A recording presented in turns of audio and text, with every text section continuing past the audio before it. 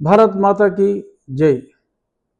Operation Sindoor ప్రధానమంత్రి నరేంద్ర మోడీ గారు నిన్న అర్ధరాత్రి ప్రారంభించిన ఈ ఆపరేషన్ సింధూర్లో మరి భారతదేశం మొత్తం ఒకటైంది.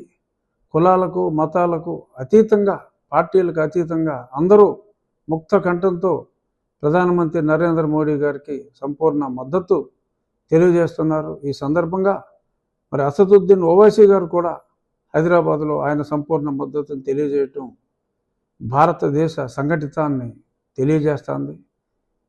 రాబోయే కొద్ది రోజుల్లో ఈ సమస్యకి, టెర్రరిజానికి పూర్తి పరిష్కారం దొరుకుతుందని ఆశిస్తున్నా. మార్కెట్లో హఫీజ్ సయీద్ కూడా మృతి చెందినట్టుగా వార్తలు ఉన్నాయి.